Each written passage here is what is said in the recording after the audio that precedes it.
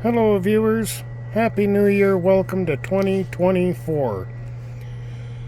If you've been following my channel at all, you'll know that it's an amateur radio channel where I promote amateur radio, its products and what it can do.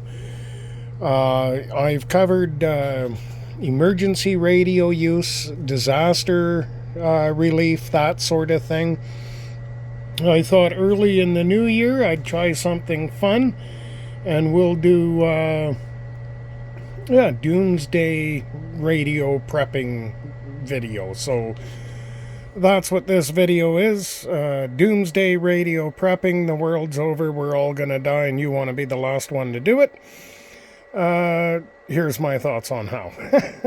As far as radio goes, with a lot of people in the prepared mindedness community, prepper channels, I don't want to call any channel out particular, but I do see very popular this radio here, the Bofeng UV82.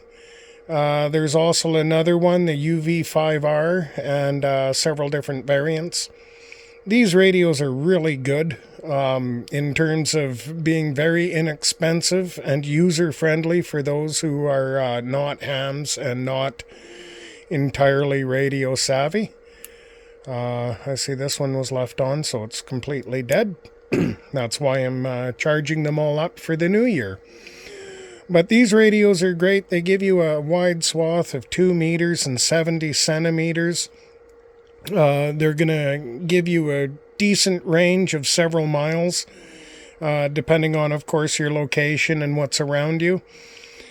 If you're traveling through an area with friends or through your community, or however you're running for your life in the Doomsday scenario here, these will actually be quite good to keep in touch if you're all in the general same area.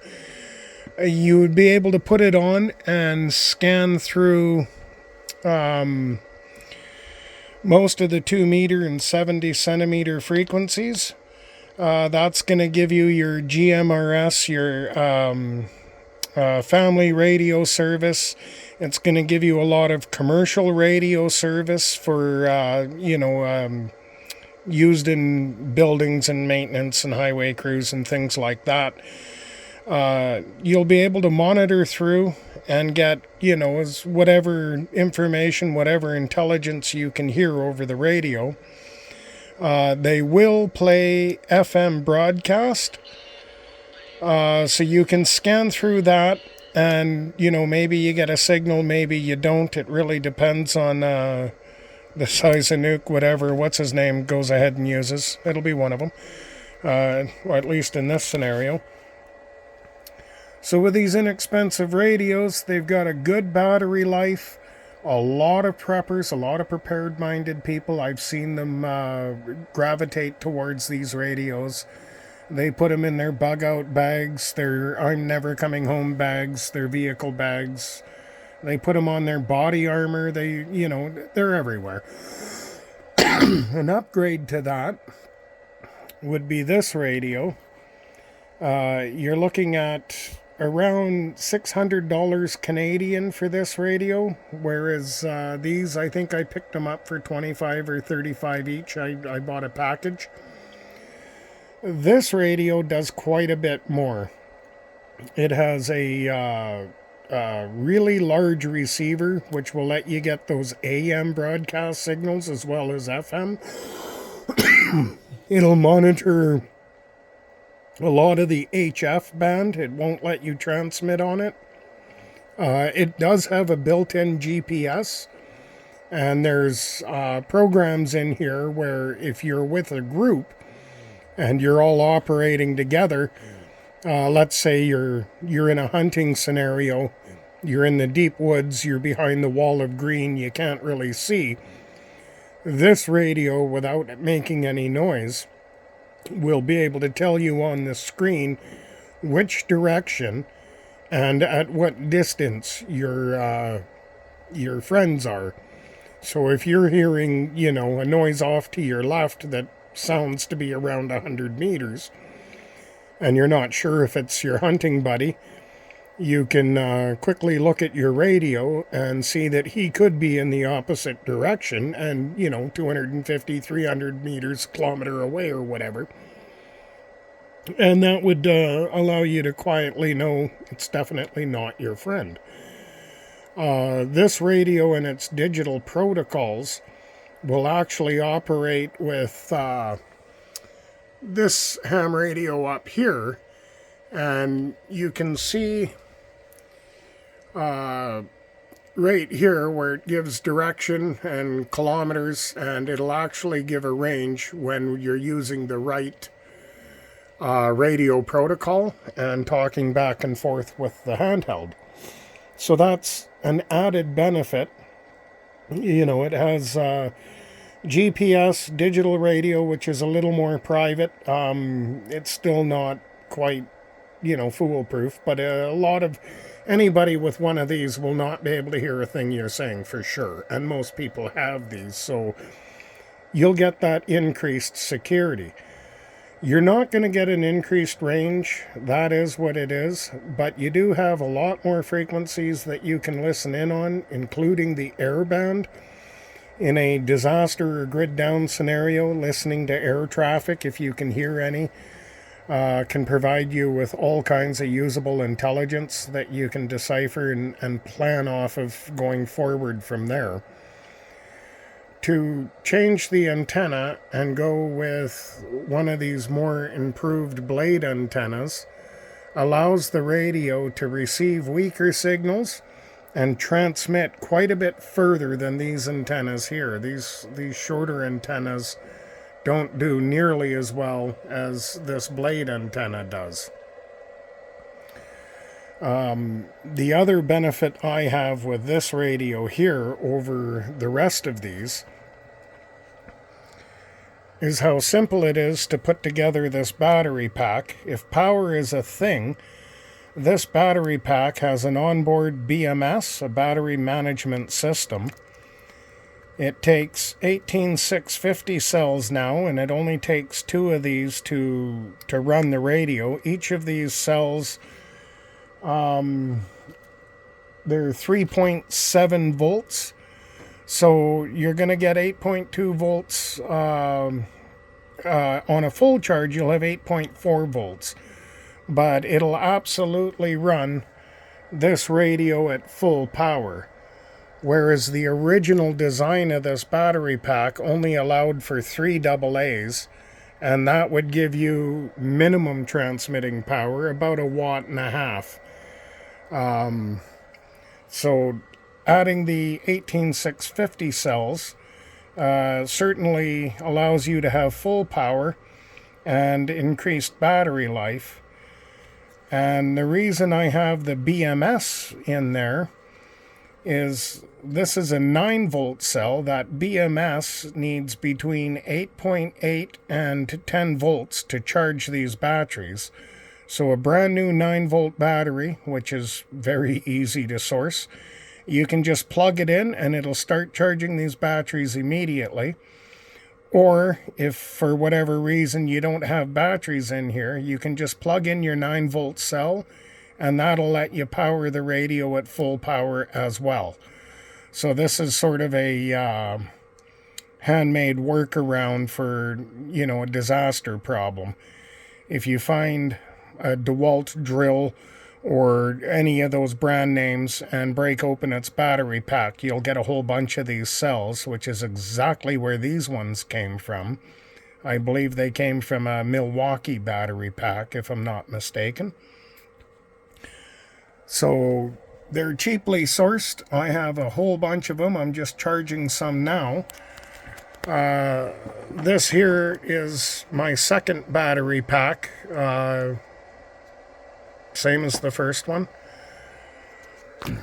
But when it comes to radios, where I see a lot of the prepper community, the prepared mindedness, grid down disaster guys with the bug out packs and everything, what I don't see any of them displaying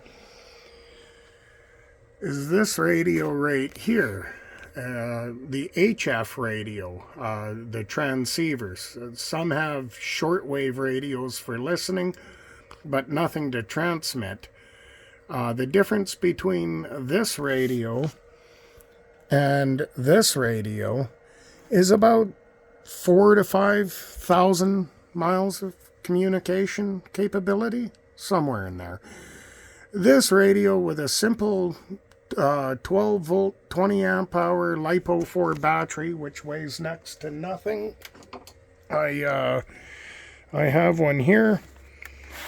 This will power that radio for hours upon hours if you're not transmitting. And you'll get about 5 or 6 hours if you're transmitting a lot off of it.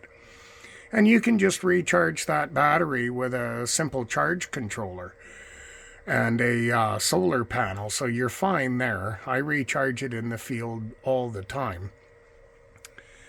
This radio, unlike a 5-watt handheld, this radio will go up to 20 watts. And on these frequencies, I very rarely use full power to get where I'm going. If you look at right here, it'll demonstrate my power output. So I commonly just transmit at 1 watt.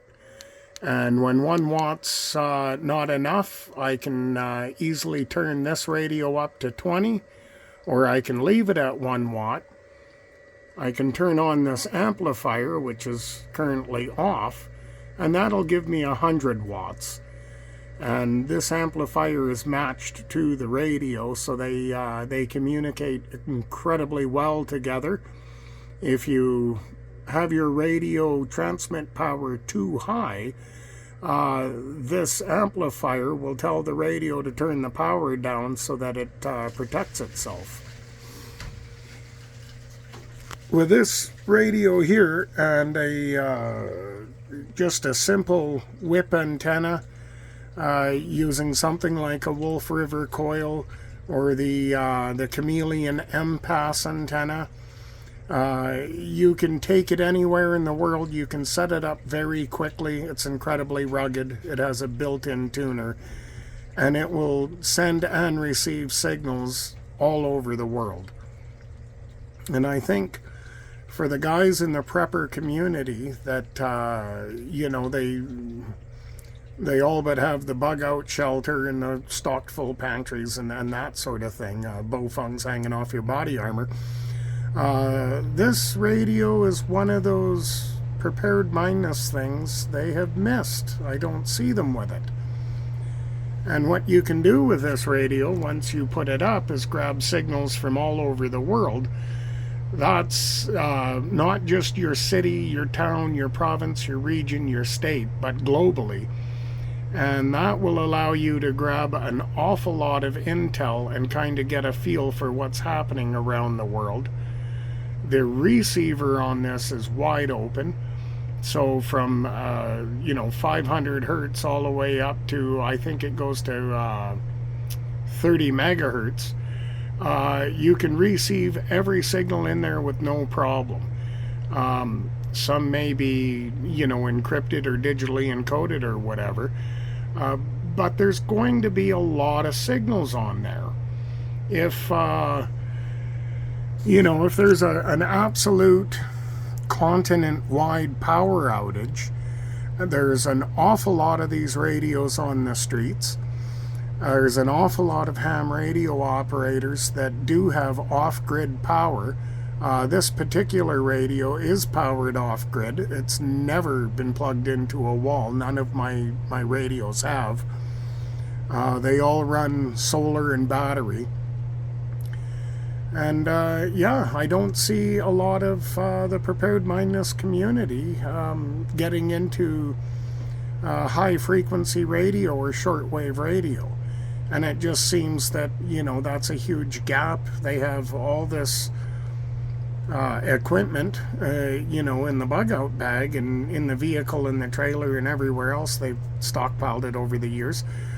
But no high-frequency radio.